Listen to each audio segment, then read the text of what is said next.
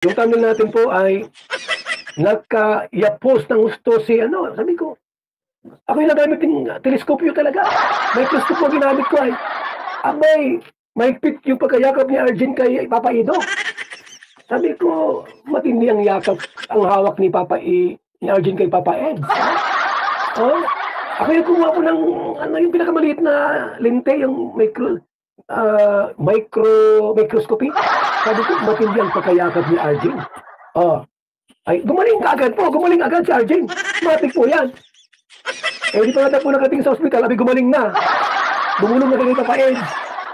Papa Ed, magaling na ako. Isipin mo yan. Oh, wala pa dyan po sa provincial hospital. Di pa lang po sa paglikos may palengke, nagbulong si Arjen. May nakaring na sa bulungan. Papa Ed, magaling na po ako. Ay, salamat, magaling na. Sabo naman yan. Alam niyo ba mga kaibigan, mga kalinga, sa totoo lang po, mayroong word na love nut. Alam yung love nut, ha? Yung kumbaga sa ano po eh, hindi naman totoong love nut talaga, yung trangkaso. Isang kiss pa rin lang po, magaling na. Alam yung kiss pa rin? Isang halik lang po, ay gumagaling, ha? Oh, isang hug lang po, gumagaling po talaga. Okay. Papaido yan ay. Papaids yan. Abay, mahumot-humot. Ha? Ang bira yan. Abay, si Arjen po ay gumaling. Di ba nasiruhan? Di pala po habang di ba, alam mo na, oh, eh, binuhat ni, ano ay. Eh, matindi ang yakap ni Arjen. Oh, sino? Kahit sino po, mga kaibigan. Papaids yan eh. Papaido, special. Ano kayo mong silos? Mga Edsi, okay pwedeng ilove din dito kay Arjen, ano? Papaido, Edsi, Arjen. Ano kaya? Edjin? Arjen. Edar kaya? Edar. Pwedeng Edar na, mga kaibigan. Pwedeng Edar? Edsi. Edar. Ay, di bagay? Di bagay? Ay, grabe ang pagkayaka po ni Arjen, mga kaibigan. Kitang-kita ko. Oh, tinilis ko po, grabe yung microscope. Sabi ko, ay, grabe yung pagkayakap-yakap po ni Arjen, mga kaibigan. Ano yan, may sakit wala? Alam mo po, masakit ang sikmura mo, mahika ka, di ka makakayakap. Dinanas ko yan, ano ko mahika noon, nakakayakap. Siyempre po, masakit sa dibdib. Ang hirap sa dibdib. Pero po mga kalingap, si Arjen po, grabing yakap niya. Ang talaga mga kaibigan, no? Sabi ko, ay grabe ini. Ha? May isahan si Dianse. Oy, magpantay-bantay kayo. Ha?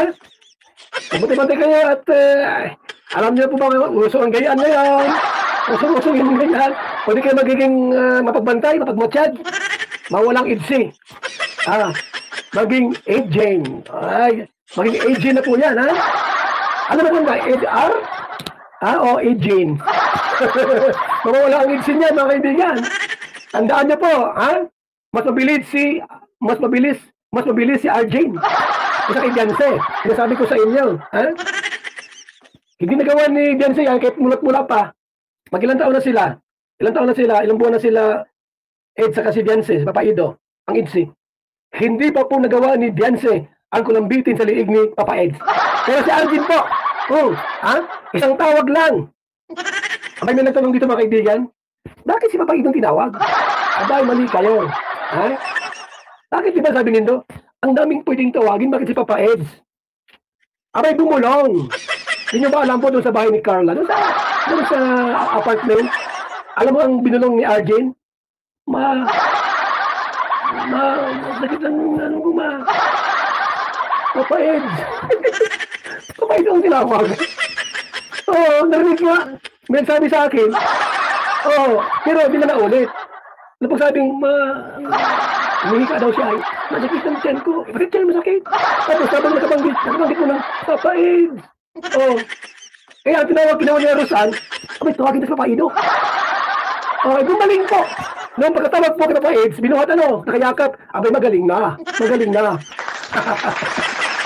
Wala kayo. Yun ang Arjen, mabilis pa sa tuko. Ganyan dapat ang isang babadje. Pag pinahina kayo, abay baka mawalang idsi. Huwag naman po sana. Ano po, mabilis si Arjen. Mabilis si Arjen, mga kaibigan. Mabilis.